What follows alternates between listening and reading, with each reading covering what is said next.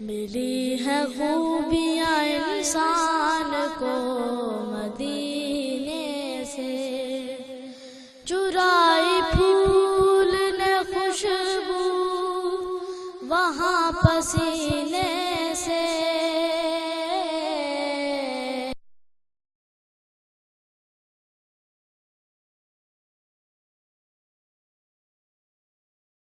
الحمد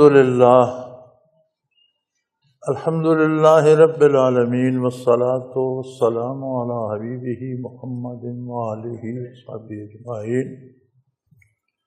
اعوذ باللہ من الشیطان الرجیم، بسم اللہ الرحمن الرحیم۔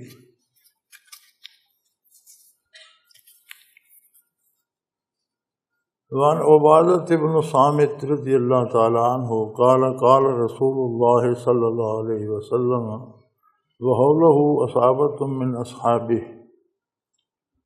حضرت عبادہ بن صامت رضی اللہ عنہ روایت فرماتے ہیں کہ رسول اللہ صلی اللہ علیہ وسلم نے فرمایا اس حالت میں کہ ان کے گرد صحابہ کرام رضوان اللہ علیہم اجمعین کی ایک جماعت موجود تھی۔ بایونی الا اللہ تشرکوا باللہ شیئا، فرمایا میرے ہاتھ پر بیعت کرو اس بات پر کہ تم اللہ کے ساتھ کسی کو شریک نہیں کرو گے، ولا تسرقوا، اور چوری نہیں کرو گے زندگی بھر کبھی، ولا تزنوا، بدکاری نہیں کرو گے، ولا تقتلوا اولادکم، اور اپنے بچوں کو اپنی اولاد کو قتل نہیں کرو گے، ولا تأتوا ببہتان تفسرونہ بین ایدیکم وارجلکم، اور کسی پر بہتان نہیں باندھو گے اپنے ہاتھوں اور پاؤں کے درمیان، ولا تعصوا فی معروف، بھلائی میں اچھی بات کے ماننے میں انکار نہیں کرو گے۔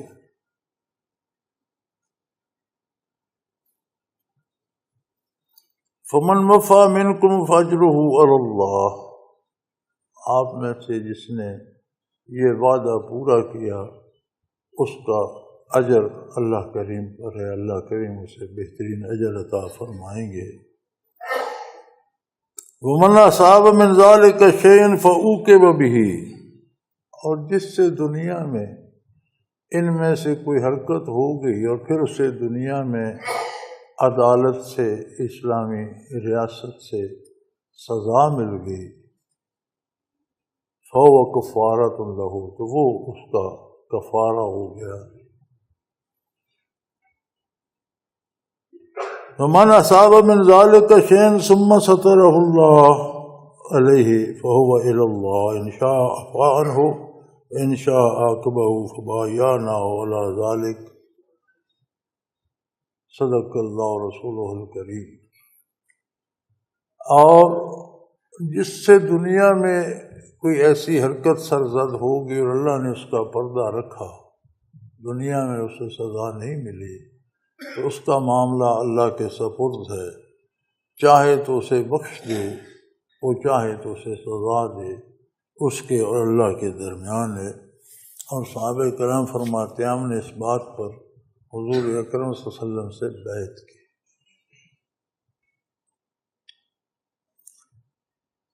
ہمارے ہاں ہمارے اس دور میں بیعت بھی ایک رواج بن چکا ہے،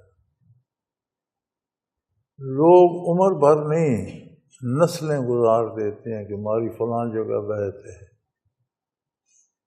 نہ بیعت کرنے والے کو کوئی مفہوم کا پتہ ہے کہ بیعت کیوں ہے، اور نہ بیعت ہونے والے کو پتہ ہے کہ بیعت کر کے ہم نے کیا پایا۔ بیعت کا مطلب ہے بک جانا، لفظ بیع سے ہے، بیعت ہے اپنے آپ کو بیچ دینا۔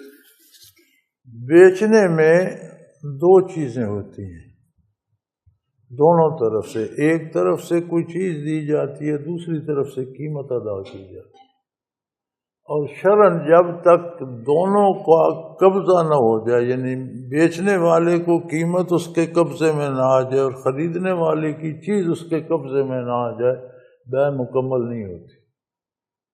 بیع مکمل تب ہوتی ہے کہ جس نے جو چیز خریدی وہ اس کے قبضے میں آ جائے، اس کی جو قیمت تھی وہ اس بیچنے والے کو مل جائے، پھر بیع مکمل ہو۔ اب یہ بیعت ہے اپنے آپ کو بیچ دینا۔ کس چیز کے بدلے بیچا؟ یہ ارشادات نبی کریم صلی اللہ علیہ وسلم نے فرما دیے۔ اب ان میں انسان ہے، اس سے غلطی ہو سکتی ہے، معصوم تو صرف انبیاء علیہ الصلاۃ والسلام ہوتے ہیں۔ اہل اللہ صحابہ کرام سب سے زیادہ یہ لوگ محفوظ ہیں، معصوم نہیں ہیں، محفوظ ہیں، اللہ کریم ان کی حفاظت فرماتے ہیں۔ لیکن پھر بھی بحیثیت انسان خطا ہونے کا امکان موجود ہے، اور خطا ہو جائے تو اس کا ازالہ ہے کہ دنیا میں اس کی سزا بھگت لے، یا کسی کو پتہ نہیں تو خلوص سے توبہ کرے، رجوع اللہ کرے، جس کا حق مارا ہے اس کا حق واپس کرے، آئندہ نہ کرنے کا عہد کرے، اس عہد پہ قائم رہے۔ تو بیعت سے مراد ہے کہ آپ نے تو اپنا آپ دے دیا، آپ کو ملا کیا؟ ہم اگر شیخ سے، پیر سے، بزرگ سے بیعت کرتے ہیں تو ہم نے اپنا آپ دے دیا کہ ساری عمر آپ کی بات مانیں گے، آپ کی غلامی کا، ہم ایسا ہی کرتے بھی ہیں، لیکن بدلے میں ہمیں ملا کیا؟ عقیدے کی اصلاح مل گئی، پھر بھی بڑی قیمت ہے۔ کردار میں اصلاح ہو گئی تو یہ سب سے بڑی قیمت ہے، یہی مطلوب ہے۔ اور اگر جس سے بیعت کر لی اس کا اپنے ہی کوئی کردار نہیں تو ہماری اصلاح کیا ہو؟ جس سے بیعت کر لی اس کا اپنا عقیدہ درست نہیں ہے تو ہمیں کیا دے گا؟ تو یہ بیعت کرنا رواج نہیں ہے، بیعت کرنا سنت ہے، ایک عہد ہے کہ میں جس بات پہ بیعت کر رہا ہوں میں اپنی زندگی لگا دوں گا، یہ بات پوری کروں گا، لیکن وہ کوئی بات بھی تو ہو۔ تو حضور اکرم صلی اللہ علیہ وسلم کے گرد صحابہ کرام کی جماعت موجود تھی، آپ صلی اللہ علیہ وسلم نے فرمایا میرے ہاتھ پر بیعت کرو۔ سب سے پہلی بات کہ تم اللہ کریم کے ساتھ کسی طرح کسی کو شریک نہیں کرو گے، نہ اس کی ذات میں نہ اس کی صفات۔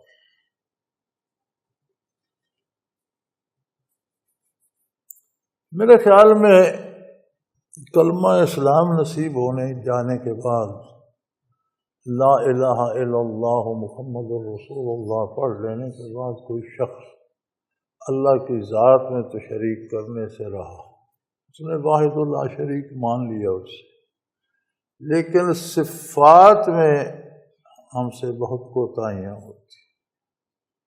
ہم اپنی امیدیں غیر اللہ سے وابستہ کر لیتے ہیں اور اتنی مضبوط کر لیتے ہیں کہ ان کی اطاعت میں اللہ کی نافرمانی ہو جائے۔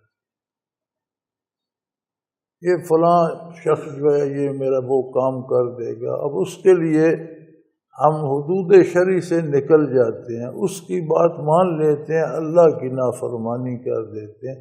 یہ وہ شرک ہے جو اکثر ہوتا ہے۔ کام تو اللہ نے کرنا ہے، ہر چیز دینا اس کا کام ہے، خالق وہ ہے، مالک وہ ہے، رازق وہ ہے، لیکن ہم جب غیر اللہ سے امیدیں وابستہ کر لیتے ہیں تو یہ سب سے بڑا سبب بنتا ہے ہمارے کردار کی تباہی کا، جب ہم اپنی امید اللہ کریم کی بارگاہ سے توڑ کر مخلوق کے ساتھ وابستہ کر لیتے ہیں۔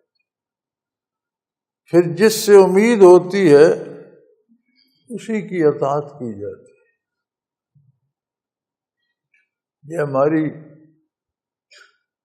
5 صدی سے اللہ نے ہمیں یہ ملک دیا ہے، 5 صدی گزر گئی، اور پوری قوم کا وعدہ تھا اللہ کریم سے، پاکستان کا مطلب کیا ہے؟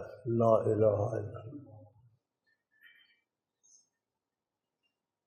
اب تو لوگ اس سے مکر گئے اور اس کی تردید کرتے ہیں، یہ لمبا موضوع ہے، کبھی پھر صحیح، لیکن بنیاد اسی بات پر تھی۔ تو پون صدی میں کوئی بات سیدھی نہ ہو سکی، معیشت میں سود ہے، سارا نظام وہی کافرانہ ہے جو انگریز نے ترتیب دیا، وہ عدالتی ہو، سیاسی ہو، معاشی ہو، سارا وہی ہے۔ کیوں ایسا ہوتا ہے؟ ہمارے صاحب اقتدار اس کو تبدیل کیوں نہیں کرتے؟ یہ جو اقتدار میں آتے ہیں، ان کو لانے کا سبب کون بنتا ہے؟ میں اور آپ، ہم عوام۔ ہم دیانتداری سے ووٹ نہیں دیتے، اللہ کی رضا کے لیے نہیں دیتے۔ ووٹ بھی بیعت ہے ایک طرح سے، جس طرح امیر المومنین یا خلیفہ وقت کی بیعت کی جاتی تھی، اس کی جدید شکل یہ ہے کہ ہم اپنی رائے دے دیتے ہیں ووٹ میں۔ اب جو ہم ووٹ دیتے ہیں، یہ ایک رائے ہے، اس میں ہماری رائے ہے کہ یہ بندہ امین بھی ہے، صحیح العقیدہ بھی ہے، باکردار بھی ہے، اور جس کام کے لیے ہم اسے منتخب کر رہے ہیں اس کی اہلیت بھی رکھتا ہے، اس لیے میں اس کی حمایت کرتا ہوں۔ کبھی ہم نے یہ دیکھا؟ ہماری موہوم امیدیں ہوتی ہیں، بھیڑ بکریوں کی طرح ہمیں بیچا جاتا ہے، ہم میں ایک نمبردار بن جاتا ہے، سفید پوش بن جاتا ہے، وہ کہتا ہے میں تمہیں اتنے ووٹ دوں گا، مجھے اتنے پیسے دے دو، ہم بک جاتے ہیں۔ کوئی کہتا ہے میرے گاؤں کی سڑک بنا دو، ووٹ، بھئی وہ سڑک تو بن گئی، وہ بندہ کیا تھا، اس میں اہلیت تھی یا نہیں، وہ دیندار تھا، بے دین تھا، وہ چور تھا، ڈاکو تھا یا امانت دار تھا، سڑک تو بن گئی، لیکن ملک پر کس کو تم نے مسلط کیا، وہ بندہ کیسا تھا، یہ کوئی نہیں پوچھتا۔ تو جب ہم ایسے لوگوں کو نیچے سے منتخب کر کے لے جاتے ہیں اوپر تک، تو اوپر جا کے جو حکومت بنتی ہے اس سے ہم دین کی امید رکھتے ہیں؟ یہ تو دین سے بھاگے ہوئے لوگ ہوتے ہیں۔ یہ کیا ہے؟ یہ بھی شرک کی ایک قسم ہے۔ ہم کیوں لے جاتے ہیں؟ ہمیں ان سے دنیاوی نفع کی امیدیں ہیں۔ اگر یہ امیدیں اللہ کریم سے ہوتی تو ہم اللہ کے لیے رائے دیتے، ووٹ دیتے، اللہ کی رضا کے لیے دیتے، اسے دیتے جو اہل ہوتا، اسے دیتے جو امین ہوتا، اسے دیتے جو دیانتدار ہوتا، اسے دیتے جس میں علم ہوتا، صلاحیت ہوتی، جس کا کردار ہوتا۔ لیکن نہیں، ہم اپنی غرضوں کو موہوم امیدوں پہ دیتے ہیں کہ میں اسے دوں گا تو میرا یہ کام ہو جائے گا۔ یہاں سے شروع ہو کر یہ میرے بیٹے کو ملازمت دے دے گا، یہ میرا فلاں پرمٹ بنوا دے گا، یہ فلاں مقدمے میں میری سفارش کر دے گا۔ سب سے پہلی بیعت جو حضور نے لی وہ یہ تھی کہ اپنی تمام امیدیں اس وحدہ لا شریک سے وابستہ رکھ۔ اگر یہی نہیں ہے تو باقی اصلاح کی توقع ہی نہیں۔ جس میں اعتماد علی اللہ نہیں ہے، اس کے کردار یا عقائد کی باقی طرح سے اصلاح کی امید واقعی نہیں رہتی۔ یہ بنیاد ہے، جس عمارت کی بنیاد ہی نہیں ہے وہ ہوا میں تو تعمیر نہیں ہو سکتی۔ سو پہلی بیعت حضور نے صحابہ کرام سے لی۔ صحابی ہونا بعد از نبوت عظیم ترین مرتبہ ہے۔ ہم اولیاء اللہ کا بڑا احترام کرتے ہیں، ان کے مزارات کا بھی احترام اور لحاظ کیا جاتا ہے، ایک تقدس کی فضا قائم رہتی ہے۔ ان کے خاندان کا بھی ایک تقدس کا ماحول اور لحاظ اور حیا قائم رہتا ہے۔ اگر ساری دنیا کے اولیاء بھی جمع کر لیے جائیں تو تبع تابی کے جوتے کی خاک کے برابر بھی نہیں، وہ پھر بھی بلند، اس سے اوپر تابعین ہے۔ جہاں تابعیت کی انتہا ہے وہاں سے صحابیت شروع ہوتی ہے، وہاں ولایت کا تو گزر ہے۔ جہاں صحابیت کی چھت آتی ہے وہاں سے نبوت کی ابتدا ہو جاتی ہے۔ اس منزل پہ جو لوگ بیٹھے تھے ان سے بیعت لی جا رہی ہے کہ کہیں بھٹک نہ جانا اور امیدیں غیر اللہ سے وابستہ نہ کر دیں۔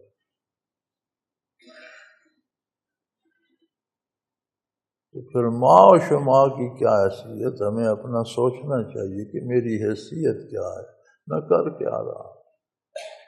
اگر ہم اپنی امیدیں اس ذات باری سے وابستہ کر لیں تو دنیا کی ساری پریشانیاں ختم ہو جاتی ہیں۔ ہر بندہ پریشان ہے، کیوں پریشان ہے؟ اس کی امید ہوتی ہے فلاں یہ کر دے گا، فلاں وہ نہیں کرتا۔ اس کی امید ہوتی ہے میں نے یہ کیا، اس کا نتیجہ وہ ہوگا، وہ نہیں ہوتا، وہ پریشان ہے۔ اگر یہ امیدیں وہ اللہ کریم سے لگا لے تو پھر اس کے ذمہ اپنی کوشش، وہ بھی شرعی حدود کے اندر غیر شرعی کام نہیں کرے گا، شرعی حدود کے اندر کوشش کر، نتیجہ کیا ہے وہ کہے گا یہ میرے رب کا کام ہے، نتیجہ میرے بس میں نہیں، میں مکلف تھا کوشش کرنے کا، میں نے کر دی، یہ میرا کام تھا، نتیجہ اس کا جو آئے اسے قبول کر لے، کوئی پریشانی رہتی ہے؟ افلاس آ گیا، تنگی آ گئی، اسے یقین ہو کہ میرے رب نے بھیجی ہے تو وہ کہے گا اللہ کا شکر ہے، اس وقت میرے لیے یہی ضروری ہوگی۔ کبھی کبھی حکیم بڑی کڑوی دوا دیتے ہیں تو ہم بڑے شوق سے پی لیتے ہیں کہ میری شفا کے لیے یہ ضروری ہے۔ تو اتنا اعتبار تو اللہ کریم پر بھی ہو کہ اگر دن غربت کے آ گئے تو میرے لیے ضروری ہوں گے، اس نے تجویز کیے ہیں۔ وہ فراخی دے دے تو اکڑے نہیں، پھر سمجھے کہ یہ دوسری نعمت اس نے بھیج دی، اب میرے لیے یہ بہتر ہے۔ صحت دے دے تو اس کا انعام ہے، شکر ادا کرے۔ بیماری بھیج دے تو اس لیے بیماری کی ہی ضرورت تھی، میرے لیے یہی ضروری ہے، یہ اللہ کی طرف۔ پھر کوئی پریشانی رہتی ہے تو دنیا کی سارے پریشانیاں اس وجہ سے ہوتی ہیں کہ ہم اپنی امیدیں جب غیر اللہ سے وابستہ کرتے ہیں تو وہ پوری نہیں ہوتی، جب پوری نہیں ہوتی ہم پریشان ہو جاتے، ہر بندہ پریشان ہے۔ اگر ہم اپنی ساری امیدیں ہٹا کر، ہم نے بھی تو کلمہ پڑھا ہے، ہم بھی تو حضور کی امت ہیں، ہم ناکارہ صحیح، گئے گزرے لوگ صحیح، نااہل صحیح، لیکن اللہ نے ہم پر احسان کیا ہے، ہم بھی تو حضور اکرم کی امت ہیں صلی اللہ علیہ وسلم، ہم بھی تو اپنے آپ کو اس بیعت میں شامل کر سکتے۔ یہ جو سر عام کی گئی اور پھر سے حدیث میں نقل کیا گیا تو یہ کسی مقصد کے لیے ہے نا، تو یہ ہمارے لیے بھی ہے کہ ہم اپنے آپ کو اس سعادت سے بہرور کریں، ہم بھی آج دست اقدس پہ بیعت کر لیں کہ میں اس لمحے کے بعد اللہ کے سوا کسی سے کوئی امید نہیں، کوئی پریشانی رہ گئی تو بتا، کوئی دکھ نہیں رہے گا، کوئی پریشانی نہیں رہے گی۔ دوسری بڑی بات، بڑے بڑے دانشور، بڑے بڑے عظیم لیڈر اصلاح معاشرہ کی بات کرتے ہیں، لیکن کہاں نور نبوت اور کہاں یہ عارضی لیڈریاں۔ ما ینطق عن الہویٰ ان ہو الا وحی یوحیٰ، وہ زبان حق ترجمان کہاں اور کہاں عام انسان کی دانش۔ دوسرا ارشاد عالی فرمایا کہ چوری نہیں کرو گے۔ سبحان اللہ، کتنا وسیع لفظ ہے۔ چوری صرف یہ نہیں کہ آپ نے کسی کا پٹکا نکال لیا یا کسی کے گھر سامان چرا لیا، نہیں، نماز میں بھی چوری ہے، حضور اکرم صلی اللہ علیہ وسلم فرماتے ہیں کہ لوگ نماز میں بھی چوری کرتے ہیں، ارکان پورے نہیں کرتے، وضو پورا نہیں کرتے، مزدوری میں بھی چوری کرتے ہیں، اجرت پوری لے لیتے ہیں، کام پورا نہیں کرتے، ملازمت میں بھی چوری کر جاتے ہیں، تنخواہ پوری لے لیتے ہیں، کام پورا نہیں کرتے۔ صرف کسی کا گھر سے سامان چرا لینا یا پیسے چرا لینا چوری نہیں ہے، چوری ایک عام عادت ہے کہ اپنا جو حق ہے وہ وصول کر لیا جائے اور اپنے ذمہ جو فرض ہے وہ پورا نہ کیا جائے۔ تو عبادات میں بھی چوری ہے، روزے میں بھی چوری ہے۔ ایک بندہ سارا دن کھاتا پیتا کچھ نہیں، اس نے روزہ رکھا ہوا، سارا دن جھوٹ بولتا ہے، لوگوں کو گالیاں دیتا ہے، جھوٹ سنتا ہے۔ جھوٹ بولنا بھی گناہ لیکن جھوٹ سننا بھی گناہ ہے۔ سماعون للکذب، کیوں ہلاک ہوئے؟ جھوٹ سنتے تھے۔ کیوں یہ قوم تباہ ہوئی؟ فرمایا حرام کھاتے تھے، اکالون للسحت وسماعون للکذب، حرام کھاتے تھے اور جھوٹ سنتے تھے۔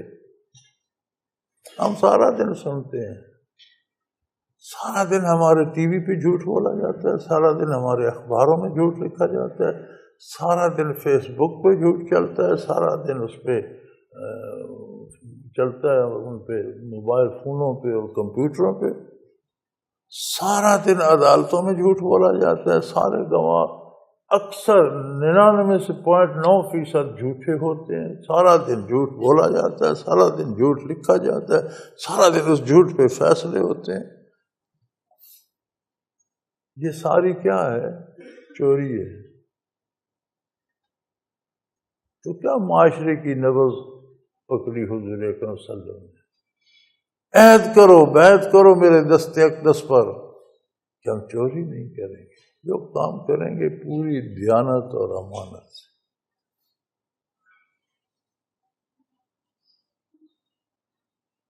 اور بدکاری نہیں کرو گے۔ معاشرے کی دوسری سب سے بڑی خرابی زنا ہے۔ زنا ایک فعل کا نام ہی نہیں ہے کہ کسی نے کسی سے بدکاری کر لی تو زنا ہو گیا۔ فرمایا آنکھوں کا بھی زنا ہے، کسی نامحرم عورت کو بری نظر سے دیکھنا آنکھ کا زنا ہے، کسی نامحرم عورت سے بیہودہ گفتگو کرنا زبان کا گناہ ہے، کسی خاتون کے بارے برے خیالات سوچنا دل کا گناہ ہے۔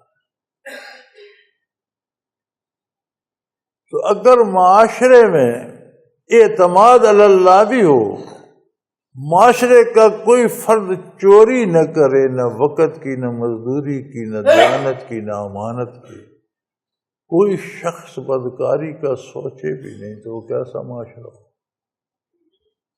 وہ معاشرہ تھا جو محمد رسول صلی اللہ علیہ وسلم نے تشکیل دی۔ یہ اسلامی معاشرہ ہے، وہ اسلامی معاشرہ تھا حقیقتاً۔ اور نہ مار ڈالو اپنی اولاد کو۔ آج کل یہ بھی بڑا متنازع فی ہو گیا ہے، آج کل تو بڑی دوائیں نکل آئی ہیں، علاج نکل آئے ہیں، پھر آپریشن نکل آئے ہیں، اولاد کو محدود کرنے کے سرکاری محکمے بن گئے ہیں، بچے زیادہ پیدا نہ ہونے دو۔ بھئی اللہ رازق ہے اور مخلوق پیدا کرنا اس کا اپنا کام ہے، جسے پیدا کرے گا اسے ایک منہ دے گا تو دو ہاتھ بھی دے گا، جسے وجود دے گا، جان دے گا، اسے رزق کا بھی اہتمام کرے گا، تو ہمیں کیا فکر ہے؟ یہ سارا انتظام پتہ ہے کیوں ہو رہا ہے؟ یہ جو ہمارا اشرافیہ جسے کہتے ہیں، جہاں سارے بڑے بڑے چور و چکے جمع ہو جائیں تو پھر وہ اشرافیہ بن جاتا ہے، صرف دولت کے بل پر وہ شریف کہلاتے ہیں، اشرافیہ ہو جاتے ہیں۔ اس اشرافیہ کا خیال یہ ہے کہ ہم تو پھلدار درخت ہیں، ہم سے تو کسی کو فائدہ ہوتا ہے، کوئی ہمارے سائے میں بیٹھتا ہے، کوئی پھل کھاتا ہے۔ یہ جو عوام ہے یہ جھاڑ جھنکار اور گھاس پھوس ہیں، ان کا کوئی فائدہ نہیں۔ تو جہاں پھلدار درخت ہوں اس میں گھاس پھوس جھاڑ جھنکار نہیں ہونا چاہیے، اسے کاٹ کر صاف کریں تو تب وہ خوب پھل دے۔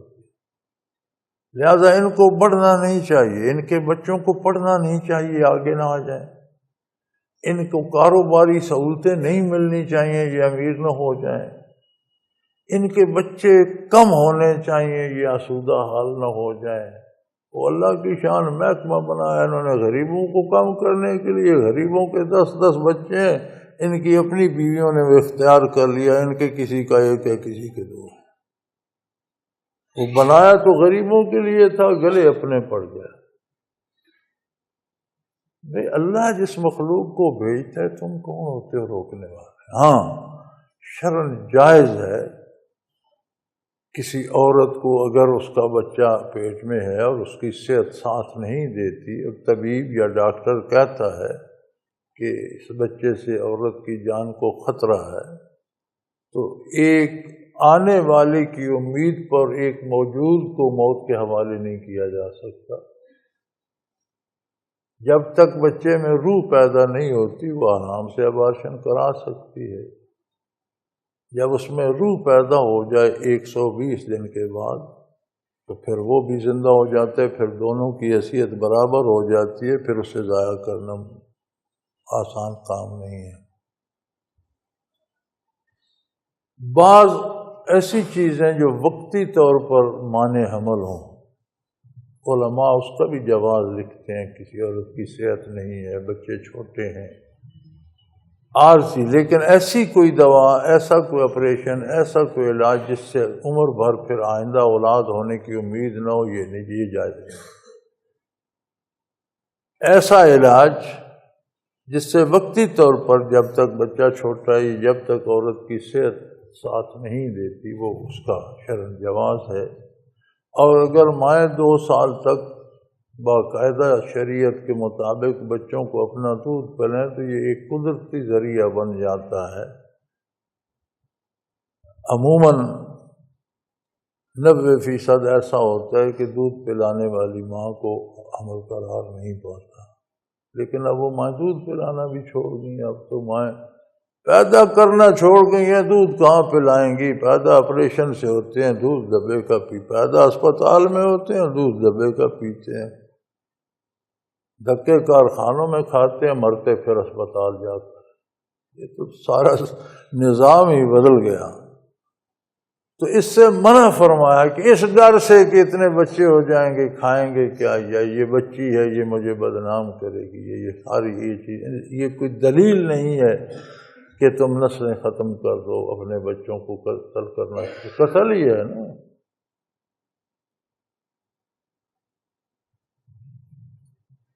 پچھلے دنوں وہ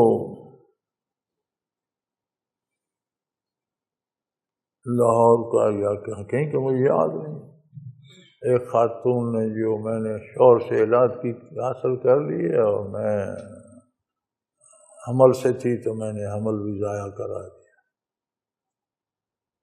اور امی بھی ساتھ تھی ہسپتال میں، تو جب میرا آپریشن ہو رہا تھا تو امی منزل پڑھ رہی تھی، اس نے 2 سپارے منزل بھی پڑھ لی۔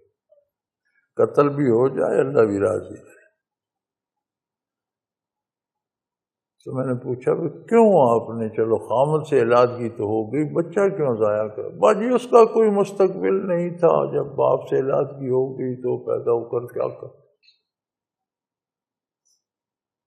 یعنی ایک آنے والی مخلوق کے مستقبل کا فیصلہ کرنے والی تم کون ہو؟ اس لیے تم نے اسے قتل کر دیا کہ اس کا کوئی تمہیں کیا پتہ کسی کا مستقبل کیا؟ آج کے معاشرے میں یہ حال ہے۔ اس سے حضور اکرم صلی اللہ علیہ وسلم منع فرما رہے ہیں اس وقت وہاں، کیونکہ عرب بھی بچوں کو زندہ درگور کر دیتے تھے، قتل کر دیتے۔ تو فرمایا اپنی اولاد کو قتل نہیں کرو گے، اور نہ اٹھاؤ بہتان کے باندھ لیا تم نے اسے اپنے ہاتھوں اور پاؤں کے درمیان، اور کسی پر بہتان نہیں لگاؤ گے، خواہ اس کے کاروبار حیات پر ہو، ہاتھوں پر اس کے بزنس پر، اس کے معاملات پر، اس کے گھریلو معاملات پر، خاندانی معاملات پر، کاروباری معاملات پر، اس کی ملازمت پر، اس کے کارخانے پر، اس پر خواہ مخواہ بہتان نہیں لگاتے پھرو کہ ویسا کر رہا ہے ویسا کر رہا ہے۔ اور پاؤں کے درمیان کردار پر خواہ مخواہ دوسرے کی کردار کشی نہیں کرو گے، وہ ایسا ہے وہ ایسا ہے، یا جو آج کل عام ہے گپ شپ میں بھی لگے رہتے ہیں، فرمایا یہ نہیں ہونا۔ کسی کے کاروبار، معیشت، معاشرت پہ تنقید ناروا ہے۔ اور یہ بڑی عجیب بات ہے، ایک بندے میں ایک نقص ہے، ایک کمزوری ہے، ایک جعلی چیز بناتا ہے، آپ اس کی پشت پیچھے مجلس میں بیٹھ کر بات کرتے ہیں کہ یہ جو اس کا کارخانہ ہے اس میں چیزیں جعلی بنتی ہیں، تو یہ غیبت ہے۔ دو طرح غیبت نہیں ہوگی، ایک تو یا متعلقہ محکمے کو آپ اطلاع دیتے ہیں، وہ غیبت نہیں ہے جو اس کا انسداد کر سکے، یا پھر اس کے منہ پر بات کریں کہ بھئی تمہیں زیب نہیں دیتا تم ایسا کیوں کرتے ہو، یہ بھی غیبت نہیں ہے۔ تو سامنے بھی بات نہیں کر سکتے، محکمے کو اطلاع بھی نہیں، تو گپ شپ میں بیٹھ کر لوگوں میں بات کرتے ہو تو یہ غیبت۔ لوگ سمجھتے ہیں کہ اس میں ہے، ہم کر، بھائی ہو تو کرنا غیبت ہے، اگر ہے ہی نہیں تو پھر یہ بہتان ہے، اس سے بڑا جرم کہ اس میں وہ غلطی ہے ہی نہیں اور کوئی اس کے ذمہ لگا رہا ہے، تو یہ بہتان ہے۔ تو معاشرے کی اگلی بڑی خرابی یہ ہے کہ لوگ بغیر ثبوت کے ایک دوسرے پر بہتان لگا کر معاشرے میں طوفان پیدا کر دیتے ہیں، لڑائیاں ہو جاتی ہیں، قتل ہو جاتے ہیں، بات بے بنیاد ہوتی ہے، بات کی کوئی بنیاد نہیں۔ وہ میں نے سنا جی فلاں کا کردار ایسا ہے، وہ فلاں نے سنا، اس نے کہا تم کون ہوتے ہو یہ کہنے والے، اس نے کہا میں نے نہیں کہا، اس نے کہا تم نے کہا، اس نے گالی دے دی، اس نے گولی مار دی، چلو بات کہاں کی کہاں چلی، آگے دشمنیوں کا سلسلہ شروع ہوا۔ یا پھر لین دین، کاروبار، اس میں آپ دیکھ لیں ہمارے معاشرے میں جتنی قتل و غارت کری اس کی بنیاد میں یہی دو چیزیں ہیں، یا پیسہ ہے، زمین ہے، یہ ادھر کی ادھر ہوگی، ادھر پہ اس کے گولی مار دو، یا اس نے میرے خلاف یہ کہہ دیا وہ کہہ دیا، اسے گولی مار۔ یہ دو باتیں بنیاد بنتی ہیں پورے معاشرے میں فساد پھیلانے۔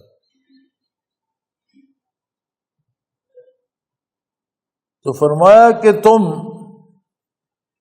اپنے ہاتھوں، یعنی اپنے کاروبار، اپنے معاملات، اپنی معیشت، اس پہ ایک دوسرے پہ بہتان بغیر ثبوت کے بات نہیں کرو گے، اور ثبوت کے ساتھ اس کے سامنے یا متعلقہ عدالت یا محکمہ جو اس کا احتساب کر سکتا ہے اس میں گواہی دو، یہ جائز ہے۔ عام مجلس میں بیٹھ کر باتیں کرنا فلاں ایسا فلاں، فرمایا یہ بہتان ہے اور یہ نہیں کرو۔ اسی طرح کسی کی کردار کشی نہیں کرو گے خواہ مخواہ، جرأت ہے اور اس میں یہ خامی ہے تو اس کے منہ پر کہو، نہیں ہے تو پیچھے بھی زبان بند رکھو۔ تو حضور اکرم صلی اللہ علیہ وسلم نے اس بات پر صحابہ کرام سے بیعت لی۔ سب سے پہلی بات، اللہ کی ذات و صفات میں کسی کو شریک نہیں کرو گے۔ دوسری بات، چوری وہ کسی قسم کی بھی ہو وہ نہیں کرو گے۔ زنا، بدکاری کسی درجے کی بھی ہو وہ نہیں کرو گے۔ اپنی اولاد کو قتل نہیں کرو گے، اور ہاتھوں یا پاؤں کے درمیان بہتان نہیں لگاؤ گے۔ ذرا ان پہ غور فرمائیے، اگر ان باتوں پہ ہم اپنے آپ کو کاربند کر لیں تو کیسا خوبصورت معاشرہ ترتیب پائے۔ کیا اس میں کسی کے دہشت گرد بننے کی گنجائش باقی ہے؟ کیا مساجد میں قتل ہوں؟ کیا بازاروں میں لوگ مارے جائیں؟ علاج دو طرح کے ہوتے ہیں بیماریوں کے، ایک ہوتا ہے فوری علاج کے، ایک پھوڑا ہے اسے چیر دیا، اس میں سے مواد نکال دیا، اس پر پٹی باندھ دی، یہ فوری علاج ہے۔ لیکن حقیقی علاج یہ ہے کہ اس کی وجہ دریافت کی جائے کہ کیوں خون خراب ہوا، خون خراب ہوا تو یہ پھوڑا نکلا، خون کی خرابی کی وجہ کیا ہے، اس کے لیے غذا یا دوا دی جائے تاکہ خون سالے اور صاف ہو جائے، آئندہ کو اور پھوڑا نہ نکلے۔ دہشت گردی کے بھی دو طرح کے علاج ہیں۔ پہلا علاج یہ ہے کہ دہشت گردوں کو مقابلہ کیا جائے، پکڑے جائیں، گولی مار دی جائے، سزائے موت دی جائے، ٹھیک ہے، یہ فوری علاج ہے۔ مستقل علاج یہ ہے کہ معاشرے کو ایسا بنایا جائے کہ دہشت گرد پیدا نہ ہو، اور وہ دوا اس حدیث پاک میں پوری کی پوری حضور اکرم صلی اللہ علیہ وسلم نے ارشاد فرمایا۔ اب اگر جو دہشت گردوں کو گولی مار رہے ہیں یا سزا دے رہے ہیں یا عدالتوں میں بیٹھے ہوں، وہ خود اس پہ پورے نہ اترتے ہوں، تو ایک بندے کو پھانسی دینے سے تو بات ختم نہیں ہوگی، پھر نئے پیدا ہو جائیں گے۔ جب خون میں خرابی ہوگی تو ایک پھوڑا چیر ڈالو گے، دو اور نکل آئیں گے۔ تو فرمایا جو شخص اس وعدے کو پورا کرے گا اس کا اجر اللہ پر ہے، اللہ اسے بہترین اجر دے گا۔ فَلَا تَوْصَوْا فِي مَعْرُوفٍ، ایک بات رہے گی، قاری صاحب نے یاد دلا دی، خوبصورت بات، اس سب کا ماحصل فرمایا اس بات پر بھی بیعت کرو کہ نیکی میں، بھلی بات میں قبول کرنے میں تکلف نہیں کرو، اس میں نافرمانی نہیں کرو۔ بھلی بات، اچھی بات جو بھی ملے، جہاں سے ملے، فرمایا الحکمت دالت المومن، دانائی کی بات مومن کا گمشدہ سرمایہ، جہاں سے ملو یہ تمہاری اپنی ہے، لے لو۔ تو نیکی کے کاموں میں نافرمانی نہیں کرو گے، نیک بات کو قبول کرو گے، مانو گے، اس پر عمل کرو گے، اور جس نے ان باتوں کو پورا کیا اس کا اجر اللہ پر ہے۔ یعنی تم نے اپنی حیثیت کے مطابق کام کیا، معاوضہ اللہ وہ اپنی شان کے مطابق دیتا، تو حد مقرر نہیں فرمائی کہ وہ اپنی شان، اپنی عظمت کے مطابق جو اسے زیبا ہے اس طرح وہ اجر دے گا۔ تم نے باتوں پر عمل کیا اپنی حیثیت کے مطابق، وہ اجر عطا فرمائے گا اپنی شان کے مطابق۔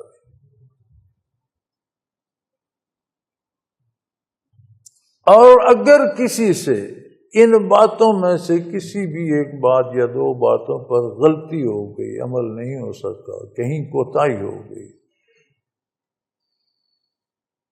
اور وہ گرفتار ہو گیا، اس کے خلاف عدالت میں آیا، اسے عدالت شرعی نے سزا دے دی، حد جاری کر دی، وہ اس کا کفارہ ہو گیا، آخرت میں گرفت نہیں ہو۔ لیکن جو میں سمجھتا ہوں وہ یہ ہے کہ کفارہ وہ سزا ہوگی جو عدالت شرعی دے گی، شریعت کے مطابق، ورنہ یہ جو انگریزی قانون کے مطابق سزائیں دی جاتی ہیں، یہ تو ایسی ہیں جیسے میں کسی کو ڈنڈا مار کر قتل کر دوں، اس نے قتل کیا تھا، تو وہ سزا تو نہیں ہے کہ میں دوبارہ میں قاتل بن جاؤں گا۔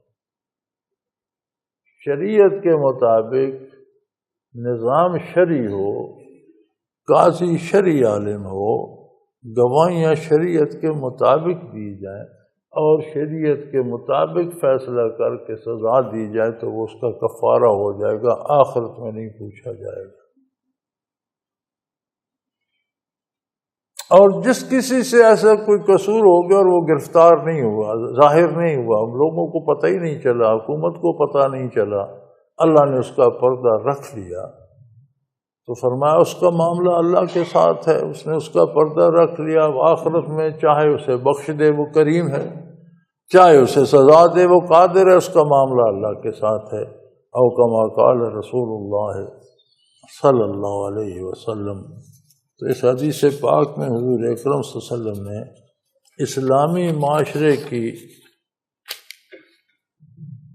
پورے خد و خال واضح فرما دیے، حدود واضح فرما دی، اور یہ قیامت تک کے لیے ہر مسلمان کے لیے سعادت ہے کہ میں اور آپ بھی اس عہد کو نبھائیں تو اللہ ہمیں بھی اس بیعت کی برکات نصیب فرمائے۔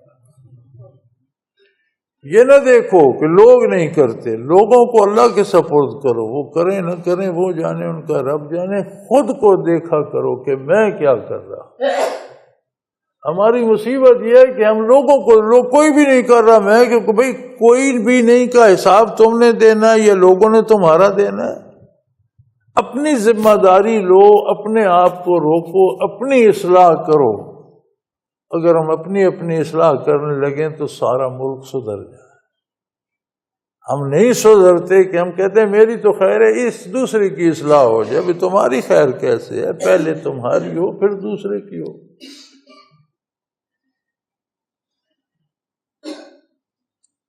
وعن ابی سعید الخدری رضی اللہ تعالی عنہ قال خرج رسول اللہ صلی اللہ علیہ وسلم فی اضحیٰ او فی فطر الی المصلی۔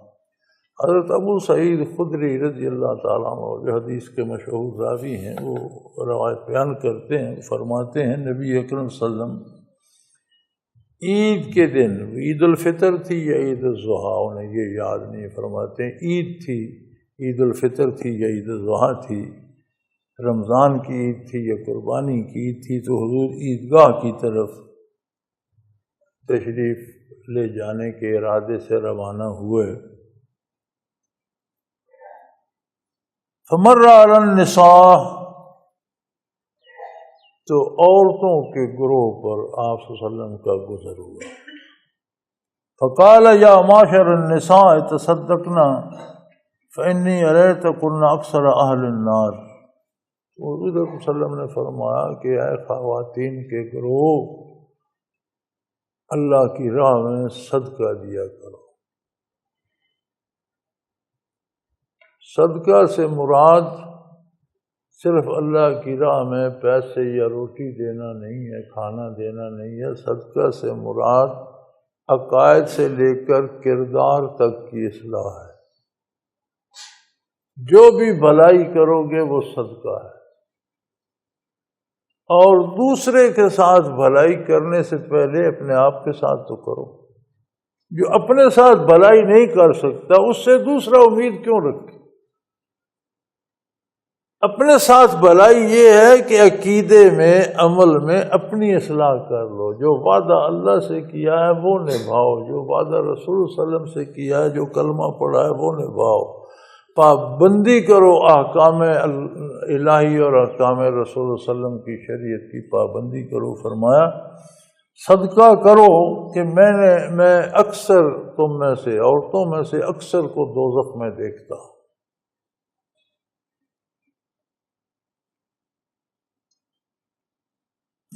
قلنا بما یا رسول اللہ، انہوں نے اس کی یا رسول اللہ کس لیے، ہم نے کیا کیا کہ آپ ہم میں سے اکثر کو جہنم میں دیکھتے ہیں؟ یہ کیسی عجیب بات ہے۔ بما یا رسول اللہ، کس وجہ سے ہے اللہ کے رسول صلی اللہ علیہ وسلم؟ قال تکسرون اللعن وتکفرون العشیرہ، تم بے شمار لعنت کرتی ہو، بات بات پر تانے دیتی ہو، بات بات پر لعن تان کرتی ہو، حاضر لوگوں پر بھی کرتی ہو، غائب لوگوں پر بھی کرتی ہو، موجود کو بھی کرتی ہو، اس کی پشت پیچھے بھی کرتی ہو۔ یہ تمہارا وتیرہ ہے، بات بات میں لعن تان کرتی رہتی ہو، اور خاوندوں کی ناشکری کرتی ہو۔ یہ بڑی عجیب بات ہے۔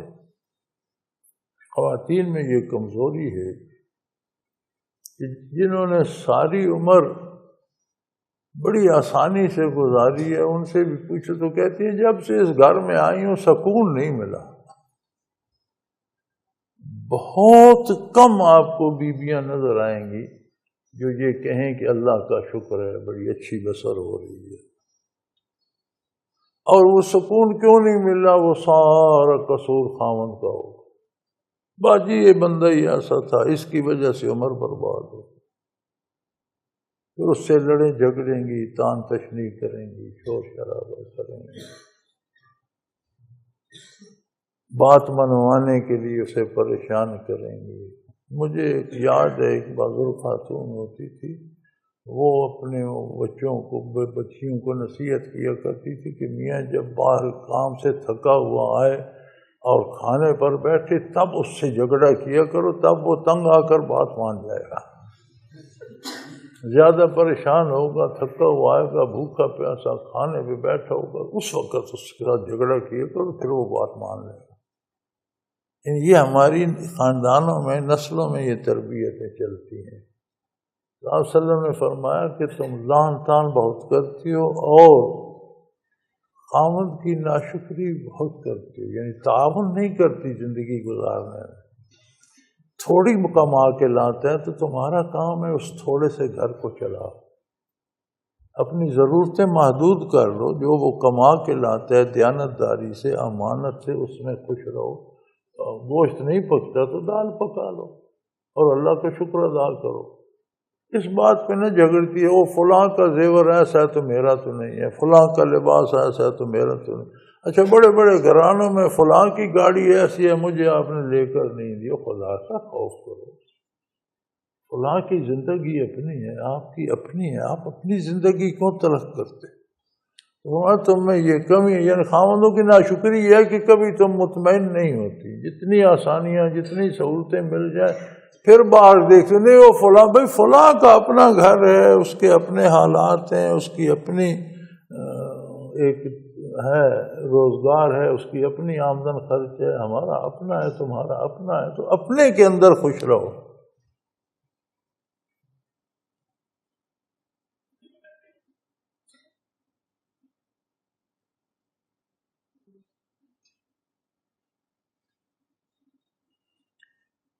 فرمایا وما رأیتم ناقصات العقل والدین،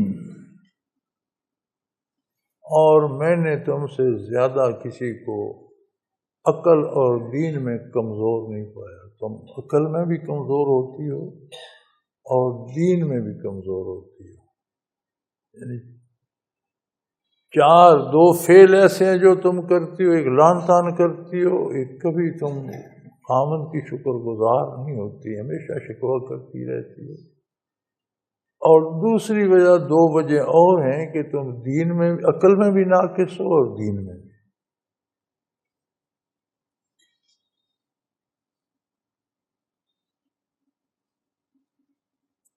اصحب لب الرجل الحازم من احداکن، اور تم اچھے بھلے دانا آدمی کی عقل گم کر دیتی، اس سے ایسے فیصلے کرواتی ہو جو بے وقوفوں والے ہوتے۔ اچھا بھلا دانش مند بندہ ہوتا ہے، تم اس کی عقل بھی گم کر دیتی ہو، جھگڑے کر کر کے، شور کر کر کے، پھر وہ ایسے کام کرتا ہے کہ جو اسے نہیں کرنے چاہیے تھے، وہ سمجھتا ہے کہ یہ غلط ہے لیکن مجبور ہو جاتا ہے، تم کرا لیتی ہو۔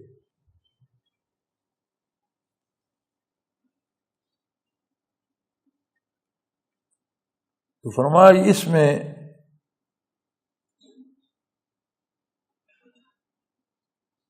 تم سے بڑھ کر اور کسی کو نہیں دیکھا کہ اچھے بھلے بندے کی عقل گم کرو۔ انہوں نے عرض کی یا رسول اللہ ہمارے دین میں اور عقل میں کیا کمزوری ہے؟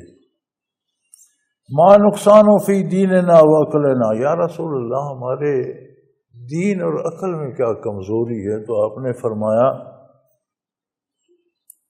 قال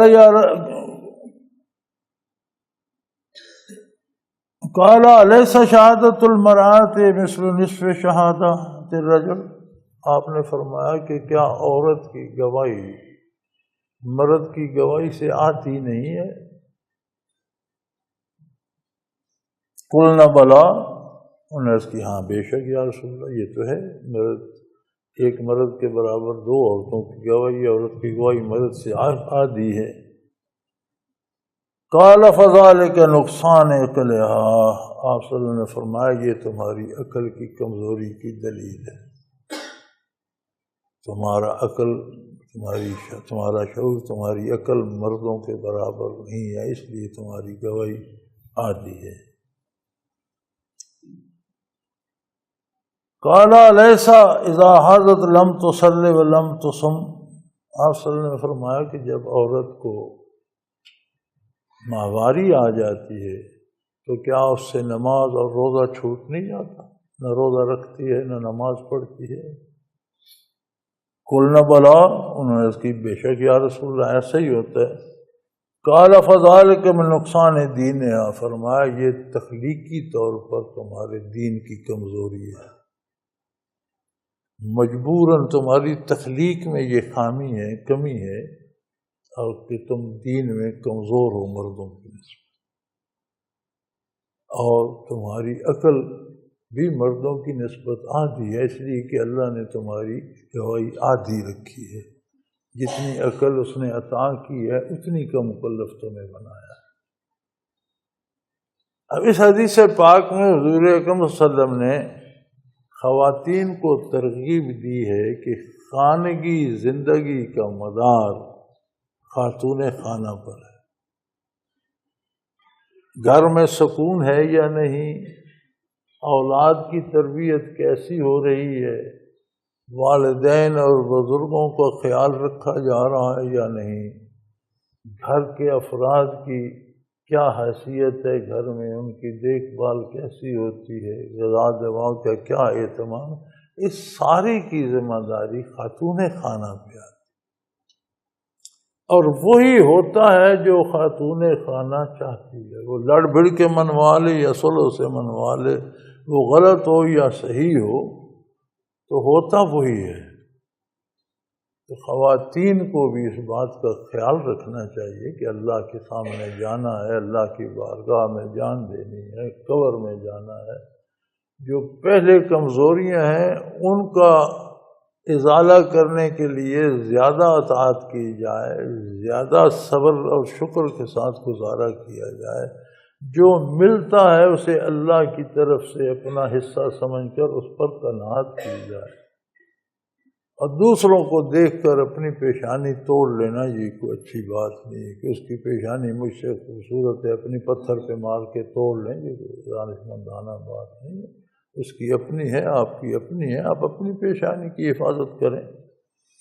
تو رسول اللہ صلی اللہ علیہ وسلم کی یہ دو احادیث مبارکہ ہمیں پڑھنے اور بیان کرنے کی سعادت نصیب ہوئی، یہ بنیاد ہیں ہمارے معاشرے اور ہمارے گھروں میں دونوں طرح سے سکون۔ جو بھی ہم میں سے جسے اللہ توفیق دے، جو بھی مرد جو بھی خاتون انہیں اپنا لے گی، ان کا ماحول، ان کا گھر الحمدللہ جنت کا نمونہ بن جائے گا۔ اور زندگی آخرت کو دیکھ کر گزارنی چاہیے، کیونکہ زندگی آخرت کو بنانے کے لیے ہے، بگاڑنے کے لیے نہیں۔ یہ ہر سانس جو ہمارے پاس ہے یہ نقدی ہے، یہ ہمارا سکہ ہے، یہ ہمارے روپے ہیں جو ہم خرچ کر رہے ہیں، جو ہم سوچتے ہیں، جو ہم کرتے ہیں، یہ ہم خرید رہے ہیں اس بازار سے، دنیا سے۔ یہ ہماری آخرت کا سامان ہے۔ ہر کوئی اپنے لیے آخرت میں گھر بنانے میں لگا ہوا ہے، اس میں سامان سجانے میں لگا ہوا ہے۔ اب اس نے زمین کہاں خریدی؟ جنت میں خریدی یا غلطی سے کہیں دوزخ میں کوئی ٹکڑا لے بیٹھا ہے؟ گھر وہ خوبصورت بنا رہا ہے یا وہاں انگارے جمع کر رہا ہے؟ یہ ہر بندے کو سوچنا چاہیے، اور سب سے پہلے اپنی اصلاح کی فکر کریں۔ ہم اپنی اصلاح کریں تو انشاءاللہ سارا پاکستان سدھر جائے۔ ہم کہتے ہیں اسلام نافذ کرو، کہنے کی ضرورت نہیں، آپ اپنے آپ پر اسلام نافذ کرتے جائیں۔ ہر کوئی اختیاری تو مسلمان ہے بھائی، مسلمان کو دوسرا کیوں اس کو کہے کہ اسلام اپناؤ؟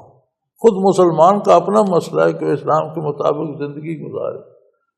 تو سارے لوگ اسلام اپنا لیں تو حکمران بھی تو لوگوں سے ہی آئیں گے، حکومتیں بھی لوگوں سے بنیں گی، قانون بھی لوگ ہی بنائیں گے، ہر چیز اسلامی ہو جائے گی۔ اور ہم یہ کہیں کہ ہم بھی ایسے رہیں، معاشرہ بھی ایسا رہے، لوگ بھی ایسے رہیں، اوپر سے اسلام آ جائے، ایسا اسلام نہیں آتا، اس طرح ممکن نہیں ہے۔ اللہ کریم ہمیں توفیق دے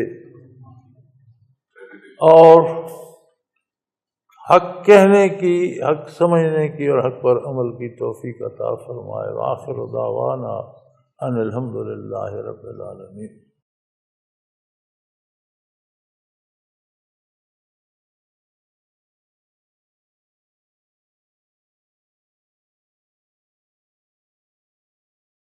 حضرت امیر محمد اکرم آوان مد ظلہ العالی دارالعرفان منارہ ضلع چکوال میں سالہ سال سے قرآن و حدیث کے اوپر خطابات کر رہے ہیں اور سلسلہ نقشبندیہ اویسیہ کے مطابق لوگوں کو ذکر الہی کی تربیت دے رہے ہیں۔ وہ قرآن پاک کی تفسیر ترتیب وار بیان کر رہے ہیں۔ تفسیر قرآن کو وہ موجودہ ملکی اور بین الاقوامی حالات کے مطابق بیان کرتے ہیں۔ موٹر وے سے کلر کہار کے انٹرچینج سے نکلتے ہوئے کلر کہار کی جھیل سے ہوتے ہوئے میانی، بوچھال اور نور پور سے گزرتے ہوئے دارالعرفان منارہ پہنچ سکتے ہیں۔ حضرت امیر محمد اکرم آوان نے بچیوں اور بچوں کی دینی اور دنیاوی تعلیم کے لیے سقارہ اکیڈمی کے نام سے ایک درسگاہ بھی قائم کی ہے، جس کا افتتاح ملک پاکستان کے صدر جنرل محمد ضیاء الحق نے اپنے دست مبارک سے کیا تھا۔ وہ تمام احباب جو اسلام کی طلب رکھتے ہیں ان سے گزارش ہے کہ دارالعرفان منارہ ضلع چکوال میں امیر محمد اکرم آوان صاحب کے خطابات سے مستفید ہوں۔ وہ ہر جمعے کو نماز سے پہلے بیان فرماتے ہیں۔ ہر ماہ کی پہلی اتوار کو ماہانہ اجتماع ہوتا ہے جس میں آپ خصوصی خطاب فرماتے ہیں اور پاکستان کے چاروں صوبوں سے احباب اس اجتماع میں شرکت کرتے ہیں۔ اس کے علاوہ یہاں سال میں 2 مرکزی اجتماعات بھی ہوتے ہیں، ایک رمضان المبارک میں اعتکاف کا اجتماع اور دوسرا جولائی اور اگست میں 40 دن کا اجتماع ہوتا ہے جس میں روحانی تربیت کی جاتی ہے۔ اپنا خون سیماب دے کر اتنا ہم کر جائیں گے، نام آقا کا چمن میں پھر رقم کر جائیں گے۔